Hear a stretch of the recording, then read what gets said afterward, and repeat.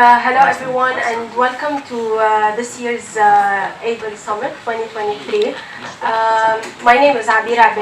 I am an instructional designer here at AUB and I am also an accessibility advocate.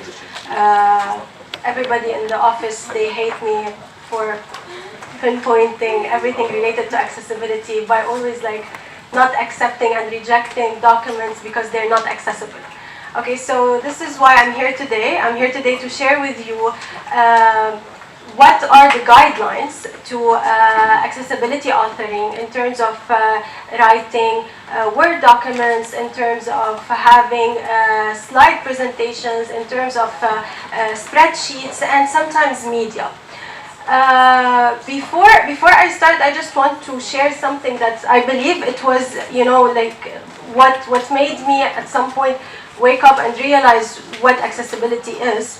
A couple of years back, I was working elsewhere, and I had a manager. So every time I was sending him emails, I would say, "Dear Hadi, kindly find my reply in red below." How many of you does that, by the way? Okay, so yeah, in different color. Please find my reply in a different color below. And then one day he looked at me and he was like, "Abeer, just so you know, I'm colorblind." And I looked at him, I was like, "Oh, okay, cool." That's what I said. And he said, "No, do you understand what that means? It means I cannot really see the different colors or identify different colors." And I'm like, "Yeah, okay." So he thought that I understood, but I kept on writing, "Dear Hadi, kindly find my reply in red below." And he was like, "She will never understand." That hit me a couple of years after, when I started realizing that there's something that is actually called accessibility guidelines in order for us to target everyone, no matter what their disabilities are or sometimes abilities. Okay?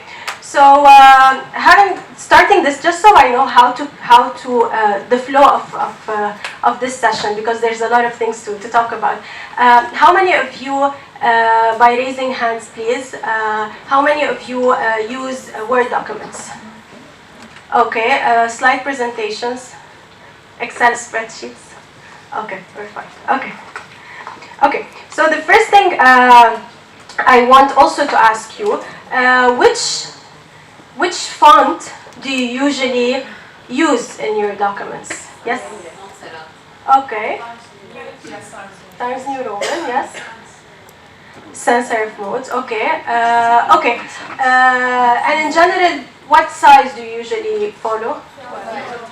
Okay, perfect. Okay, so the first thing that we're going to talk about are the text in Word document and slide presentation. So we're having them combined together, these two.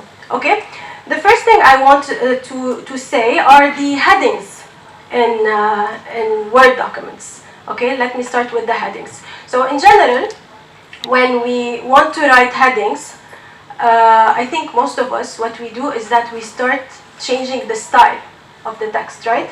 What do we do? Like, if I want to add a title, yeah?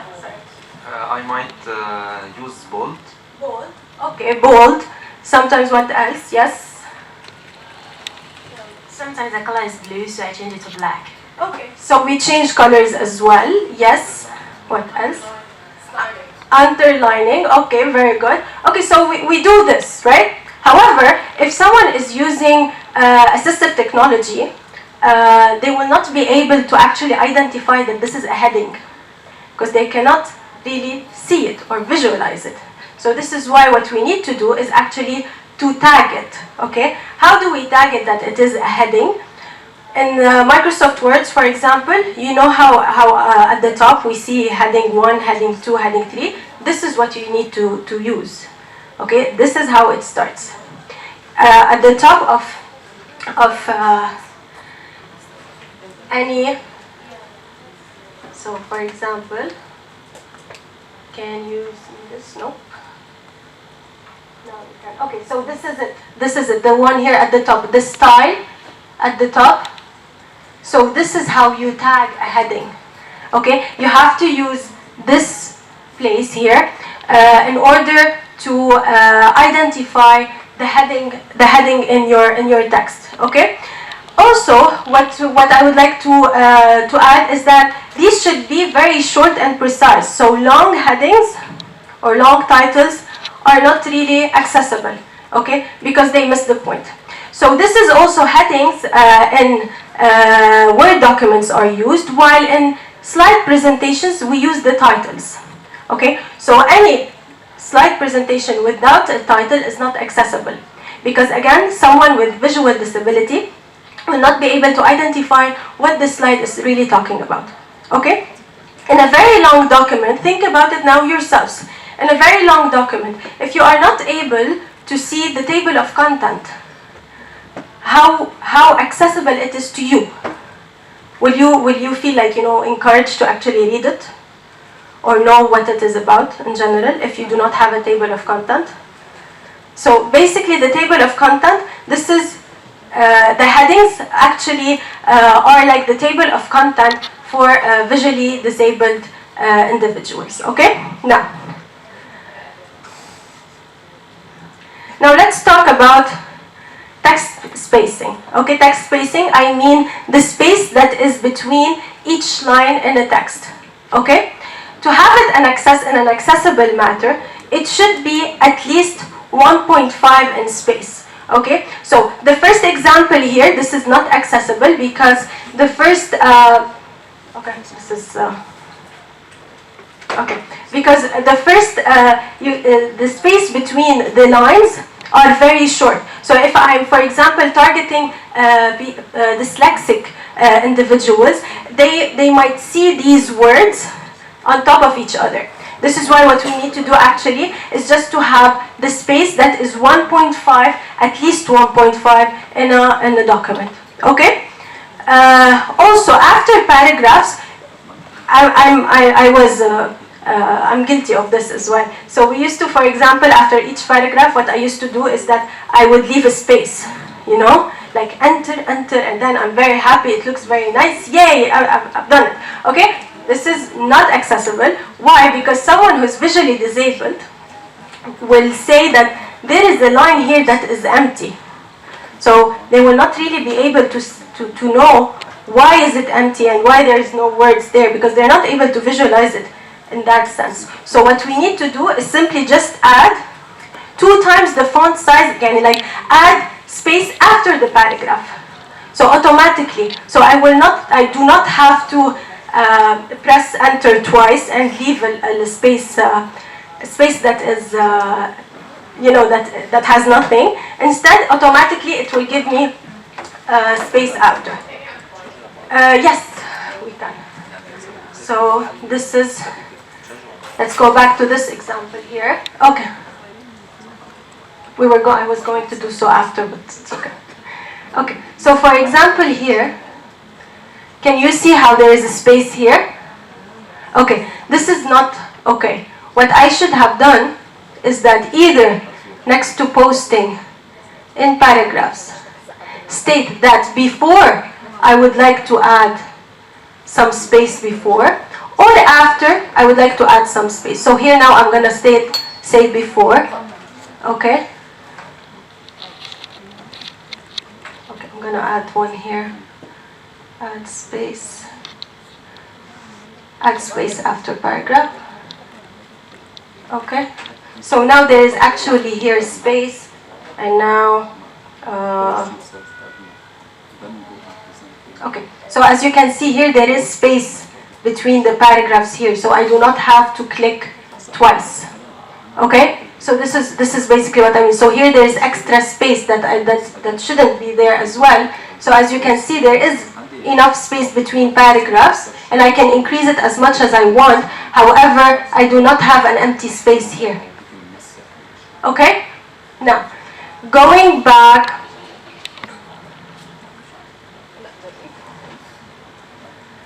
to the font size. Okay? So, font size in any Word document or email, I used to send my emails with a font size 10, by the way, because I used to think it's nicer. Okay, and then I realized that so many people that are receiving my emails are not able to read them because they're very small. Okay, so because what the guidelines say are that the font size should not be less than 12 points in Word documents, while 18 points in slide presentations. Do you know why there's this difference? Why is it 12 in Word documents while 18 in PowerPoints? Yes?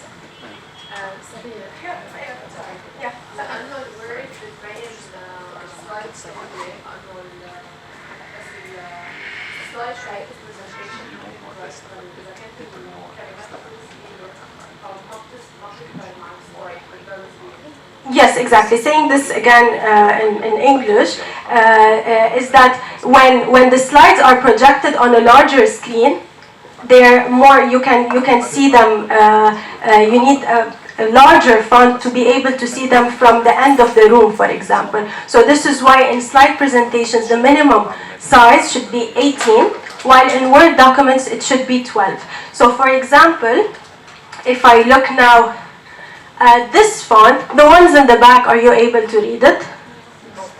No, because this is it's not accessible. This is, by the way, font of 12, but because it is a PowerPoint presentation, you're not able to see it. But this is actually accessible in a Word document, okay?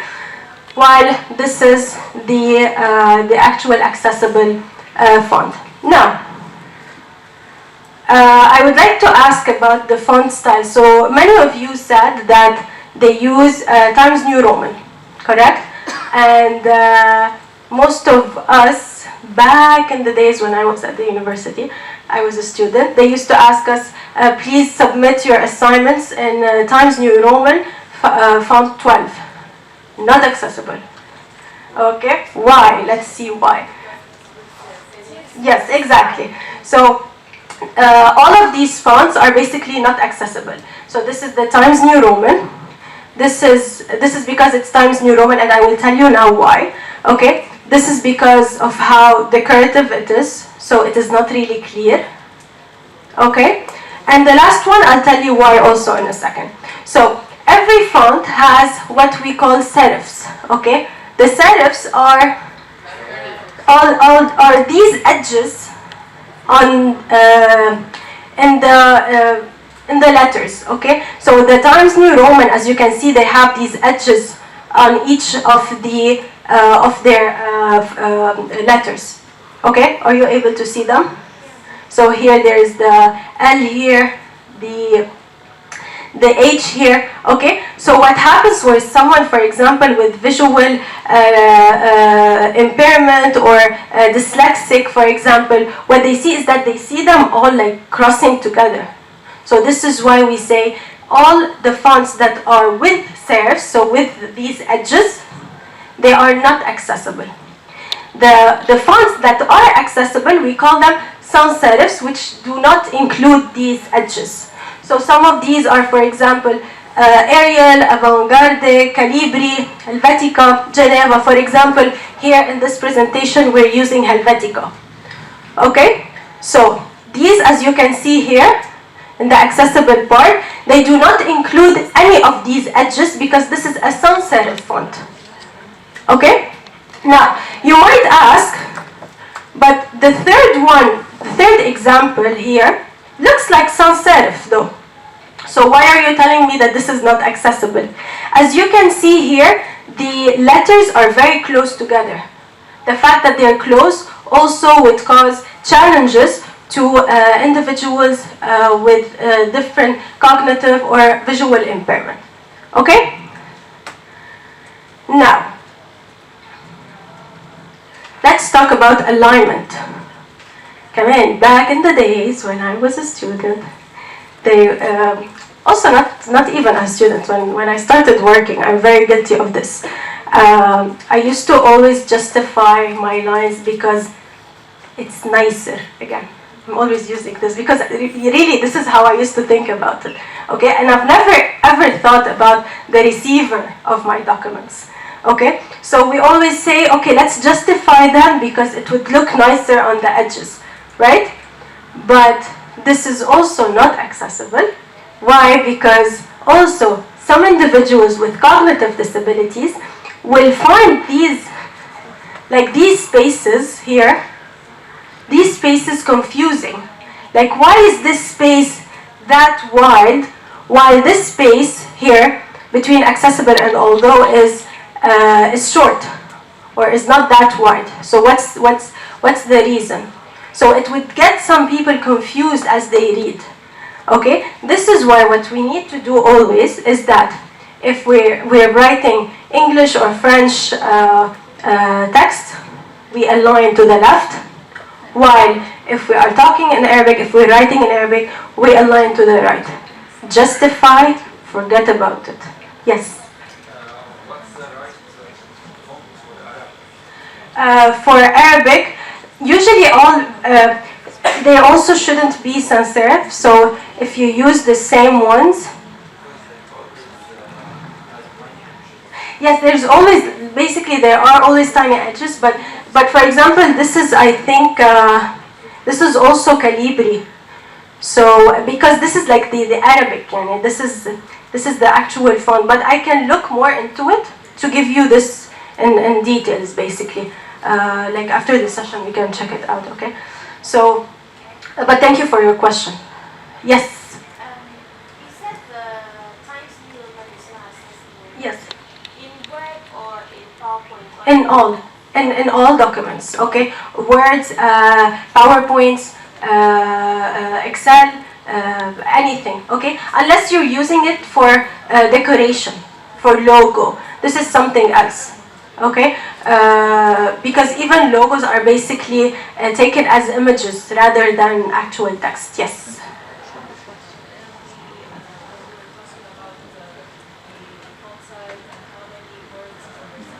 Yes. Even we're saying 80%, and so basically if you are using sans serif fonts in a 12 font, that's it. So basically that's it. So whether it's in research, whether it's in policies, anything, it will give you that amount of words per line. Yes, we're saying per line. Okay. Now. Okay. So sometimes as well we would like to add lists, right? So sometimes we either add 1.1, 2.2, and we move. Or sometimes we even add this hyphen, okay? Now, if someone is using assistive technology like a screen reader, okay, this is how the screen reader would read it. And then an incorrect example of creating a list, hyphen, adding a manual hyphen as per this example. Hyphen, add a manual number. Okay, this is how it would read it. It will not list it because it is manually added. So what we actually need to do is simply choose the listing method from Word documents or from Excel. Okay, when I say the, I mean the ones that are in here. Okay, so for example, let's say this one, I would like to add a point, I would use the bullet here, and then now it will read it as such. Okay, it will no longer read bullet point. So the screen reader will actually skip that. Okay, now,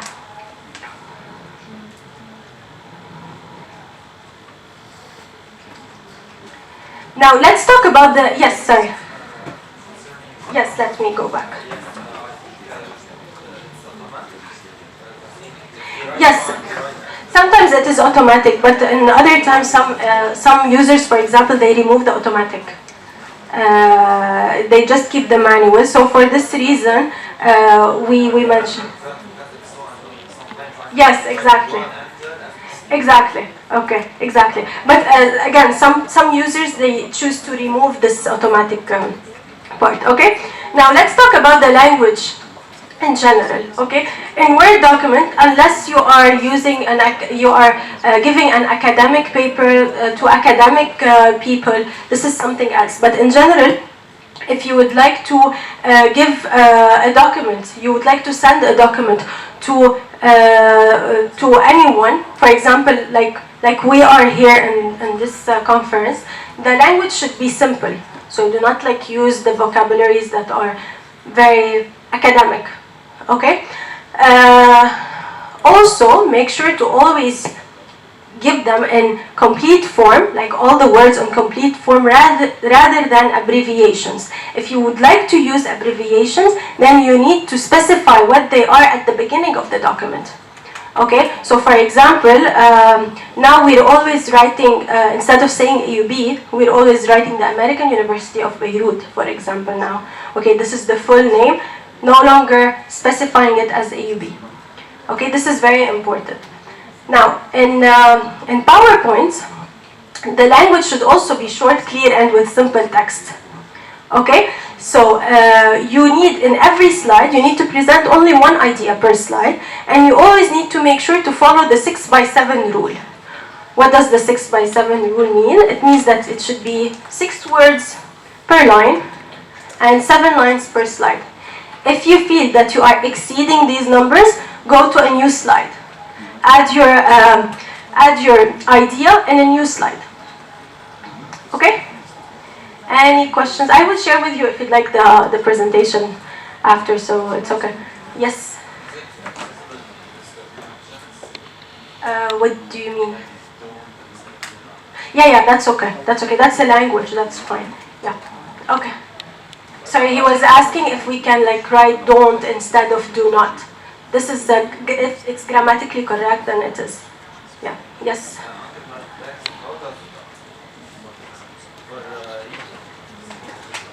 Underlined text it's just underlined. It's also the same. But in general, it's okay. So screen read. So he was asking how would the screen reader read the underlined text or the uppercase. Okay. The screen reader doesn't read it as anything. It simply reads it as a text عادي, okay, very normal text. However, this becomes inaccessible to people who are seeing those, yani, for sighted individuals. Okay, so in general, just for you, I would like to state this and just highlight it. When we say accessibility, we do not really mean only targeting people with disabilities. Okay, we mean targeting everyone, regardless of their disabilities. So when you are writing accessible documents, you are targeting disabled people and people with no disability. So you do not want basically to change your documents to target one category of the users and forget about the other category. You actually want to make sure that you're targeting everyone. And we'll talk more about it in a second with the Excel. Yes?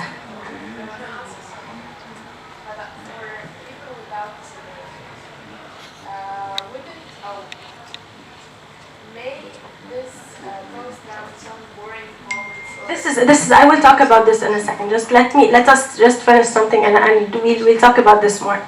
Okay. Now let's talk about the colors in Word documents and slide presentations.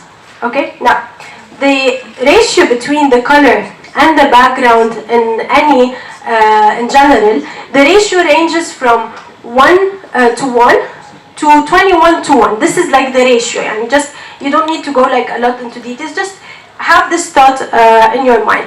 If I have a white text on a white background or a black text on a black background, this is 1 to 1. Okay, so any color any text color similar to its background color, this is 1 to 1. The exact opposite is 21 to 1, which is like black on white, white on black. Okay, so this is the maximum range. Now, this is in general the scope. So the accessible color ratios are, for Word document, they're 4.5 to 1.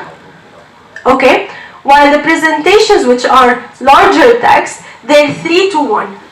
Now you might now ask me, okay, how would I know that? There is an actual website that is called WebAIM. I will show you how it works in a second, and it will give you the actual ratio and whether or not it is accessible. Okay, some of those exceptions are the ones that are used for decorative purposes, such as logos, for example, or if you are using anything for decoration that you don't care really whether it's accessible or not because you care more about the design, then you can ignore those ratios. Okay, so let's see what I mean. So this is the web aim.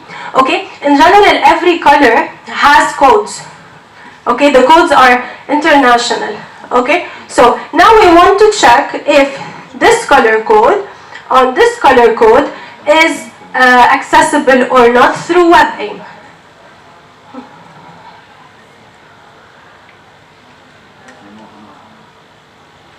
So this is how WebAIM looks like. Okay, so it is webaim.org. And then here there is something that is called the contrast checker. Okay, now let me get to the codes. So the first code is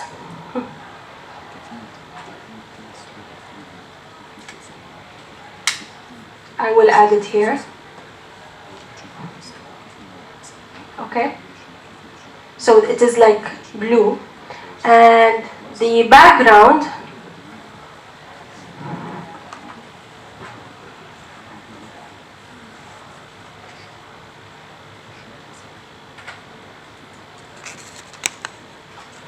okay, so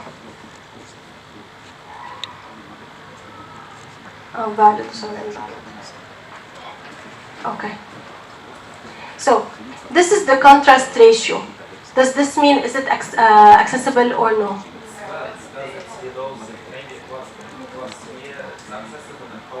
Exactly, exactly. So as you can see here, it gives me fail in normal text. Normal text means Word documents. And in large text, such as slide presentations, it also gave me fail. Okay, now what's, yes, what, yeah. Yes, tell me. Yeah. I want to make my the colors in the PowerPoint presentation accessible. Mm-hmm. How I can make it 3-to-1? I should use it. I should write the color on the web end, or is there on the PowerPoint technique directly to? No, on PowerPoint directly you cannot tell. You just need to get the background. How I can prepare my PowerPoint and my Word document according to accessible ratio? Okay, in general, if you're using dark background with light text or light background with dark text, you're free. Okay, when you get this, when you're not sure, this is where you go back to WebAIM. And when you see, for example, let's say you're using yellow on white. Maybe for the logos. Yes, for example, the logos you can ignore the logos. But for example, you want. For example, you have to use, for branding purposes, you have to use the color yellow in your text, because this is what your company colors are. Okay, so you come and you put yellow on white, yellow text on white background. But you know, like yellow, you're not sure whether or not yellow is really accessible on white or not. Maybe that shade of yellow is accessible. So if you want to make sure, this is where you go back to WebAIM. Okay, you don't always have to do it, but yes, tell me. And this code that you fill on the web page, for example, I want to fill the code of the yellow. How I can know this code for yellow? Okay, this is where you get the code. So for example, let's say I want to see the code of the word instructions here. Okay, I would go to the colors, more colors. Now this is RGB, so I use no. Okay, in general, this is the color code. So the color code here is 19200. So if you go to Google and you say what's the code RGB 19200 into like the hashtag, it will give you this code. Okay. Okay. So for example, here in this in this case, so either I have to make the font darker, or I have to make the background lighter. Okay, so let's say for example, this is darker. Now as you can see here, normal text, it passes. Okay, yes. I have a question. Yes. Do I have a range for a better color justification. Yes, this is what I said. Like anything above 3, anything, a Word document, it should be 4.5 to 1 above that, and presentations 3 to 1. Okay, I have something to say. Yeah. People always use the color schema, like you say, opposing colors suits together, Yeah. but the ones beside each other. Yes, are exactly. Yes, it's also a way. Yes, exactly. Okay. Now. Yes, I'll share these. Okay. Yes, the PowerPoint is if you can share the PowerPoint. Yes, I will. I promise. Okay. Okay. Now, this is the common practice that I talked about at the beginning. Okay. So let's go back to my story with Hadi, when I used to tell him kindly find my reply in red below. Okay. What should I have done back then when he told me that he was colorblind and I ignored it? Which colors are you colorblind to? Is there different kinds of colors? It might be. How professional is it? Do you think? I don't know how close you are. Yeah, I know, but let's say you want to target, I don't know, CEO in a different company. You're not sure whether or not he is colorblind, so but you want to make sure that if he is, you are targeting him. I would make my replies in italic instead of For example, yes. You can also go to web 8 to check if the colors are not so contradictory. Yeah, exactly. But we try to find ways other than colors. Okay, so this is what she said. She said that she would change them into italics. However, adding this, or bold, whatever. But however, if I only change the pattern, for example, someone like me, if I see the words in just different pattern, I'm not able to read them. I will ignore the email, to be very honest, and I've done it before. Yeah.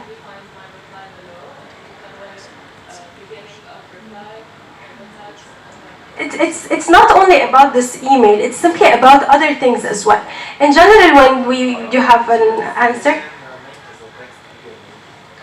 I don't know, not really bigger, because also bigger might not, some people are color, they understand the material more through colors. And this is not wrong. I am one of those people. If you show me colors, you have me. You have my attention, to be very honest, okay?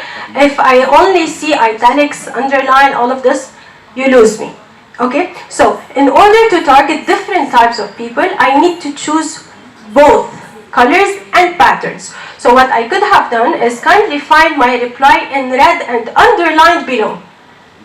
So in that case, I'm targeting different types of users, okay? So this is also applies to graphs. This is why it is important. It's not only about emails, it's actually about graphs. Your students, for example, or if you are presenting your data to your manager, for example, okay? So let's say, for example, this graph was only represented in colors. Someone with color blindness will not be able to see the red, the gray here, and the pink. This should be pink. Okay? They will not be able to identify it. So instead, the first one is pointed, the second one is stripped vertically, and the last one is horizontally, for example, or vertically in the diagonally. Okay? So in that case, you are targeting the two different types of people. Now, imagine if you had to read this graph with only patterns changed, like they're all in black. Is it really a nice way to visualize it? Exactly, no, you will not be able to really identify the different ones. This is why it is very important to identify the graphs in two different ways, by colors and by patterns. Okay? Yes? Confusion happens to students when, for example, the diagrams of body parts are presented in numbers. colors? Exactly. Yes, this is why, exactly, this is why you should always make sure to target them in patterns and in colors as well. I really have to move, okay, just for the sake of time. Okay, so now let's talk very fast about the tables. Okay, so this is a table. All the tables, you should make sure to identify their headers.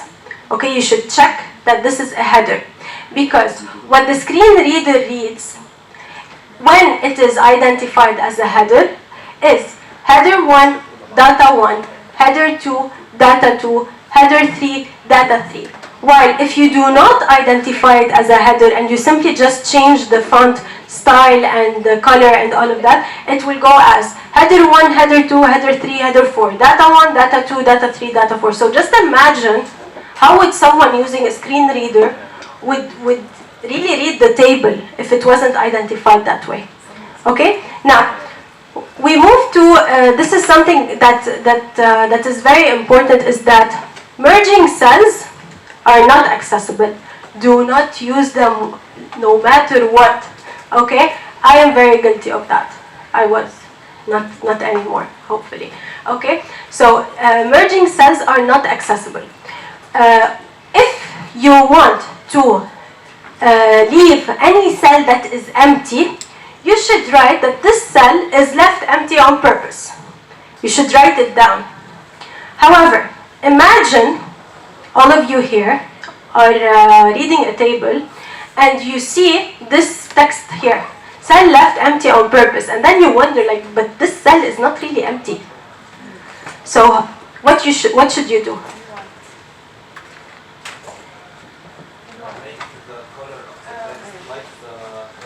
Exactly. You make the color of the text exactly the same as that of the background, so that people who are visually reading this will not be able to read it. They will understand that this cell is really left empty on purpose. However, someone using a screen reader would read it, so they would know. So in that way, you are targeting both. You are targeting all different types of users, basically using your documents. Okay? Sorry? No, you shouldn't. You shouldn't. Okay? Now, when sharing a hyperlink in a document, how many of you are guilty? You may choose to raise your hands or not. You don't have to, but I mean, I will. Okay? Click here to learn more. Okay, I was. Okay? Kindly find the link shared with you below. www.aub.edu.lb. Okay? Now, this is why you shouldn't do that, okay? Because again, the screen reader would actually read that huge link if you have a very long link, okay? So instead, you should add hyperlinks. So what the screen reader would read, so here the American University of Beirut is actually hyperlinked. So if someone clicks on it, it will take them to the website, okay? So what the screen reader would read here, the American University of Beirut, hyperlinked, founded in 1866, is a teaching-centered research university. Okay, so the user will get to choose whether or not they want to click on that hyperlink or not. Okay? Now, I just want I will share with you everything, and please feel free to contact me for anything further, but I really want to go a little bit into the Excel sheets.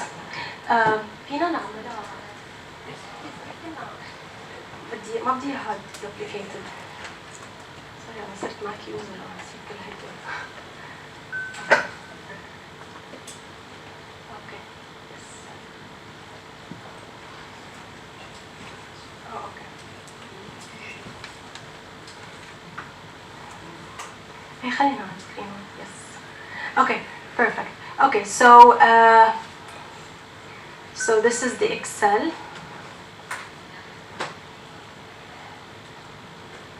Okay, so this is an Excel sheet of something you might, of some of the documents that you might find or use every day. I will go very, very fast in this because I know that we don't have much time, but there are just some things that are very, very important, okay? The first thing is related to cell A1, okay? Now, never start your Excel from A1, okay? Never start your data from A1. Keep A1 for a title, for you to explain what this Excel sheet is about. Okay, so for example, in this one here, this is a financial report for Abeer's organization. I do not have an organization, I'm just wishing. Okay, so this is just an example. And here I wrote that it includes one table. Why? Because I want to make sure that I target everyone, because Excel or spreadsheets in general, if you're using anything other than Microsoft, basically they have unlimited rows and columns, so you can go as much as you want, basically. Okay, so here I identified how many tables are there in this sheet. Okay, so make sure always cell A1 is added for your title. Okay, now empty rows and content. So what do you think should be done? So in this case we have this row here that is empty. Row number 2. Is this the right thing to do? Maybe that's written in white. It's like There's nothing written in white here. Okay? write in white and Exactly. We can either write in white, this row is left empty on purpose. Okay? Or if you just wish to, just for the visual of it, that you would like to leave a space, so I'm gonna delete this row, okay? And I just want to leave space, I'll simply just expand the row. So if you'd like to just change the size and just add some empty spaces, just expand and just expand the rows or even the columns. Okay, but do not leave anything empty if you do not really have to. Okay? Moving forward, comment boxes. Comment boxes, so let's say, for example, there's a comment, no, this is it. So for example, I want to add a comment about this one here. So I would insert comment. Okay, so if I write this blah here, would anyone be able to, do you think users using the screen readers would be able to read it? No, comment boxes cannot be read in Excel sheets. Okay, instead you should actually just add a column at the end wherever you want that says comments, and you add your comments there to make sure that everyone is able to read them. Okay, now also use of images are not accessible in Excel sheets because it cannot stop. The screen reader cannot stop whatever it's reading to reach to any image. So Excel sheets are not usually used for images. If you'd like to use an image, add a link or a supported document with that Excel sheet that includes the image. Okay, now the last 3 points, they're all related to each other. At the end of your spreadsheet, you want to make sure that someone who's using screen reader would stop, because they would never know whether or not they have to stop. So just state at the end that this is end of spreadsheet. Okay? And what do we do with this end of spreadsheet after we write it down? white.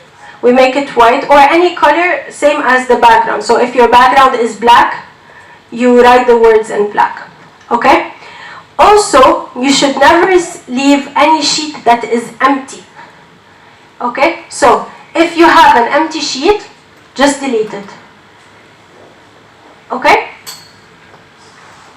One more thing, when you want to save your document, the Excel, basically, it opens to the last cell that you were working on. So where should you put your cell, do you think? A1, exactly, at A1. So make sure every time you want to save your document to have your cell left at A1. Okay? Just checking if there's... Okay, so basically, we were not able to cover everything. I do not want to take more of your time because I know there are other sessions that you would like to attend. However, these guidelines are based on the W3C guidelines. Okay, so if you'd like to learn more, you can always go to the W3C guidelines. Okay, or you can contact me again. Also, sorry, finish again. You can also contact me. Is there any pen here? Fishy pen. Okay. Okay, I mean board pen. Okay, but let me write it at the end. It's fine. Hold on, at the end. Sorry. Okay, so you can.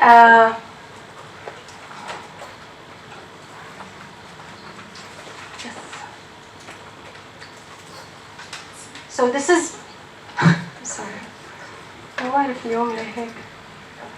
So this is my email, and you can also find me through LinkedIn. Okay, so. And you can please, now as you leave, please feel free to write your emails so I could send you the material. And I will also share with you checklists when you write accessible Word documents, slide presentations, and Excel sheets. Okay, and you can also find me on LinkedIn under Abeer Obeid, Abeer EE. Okay.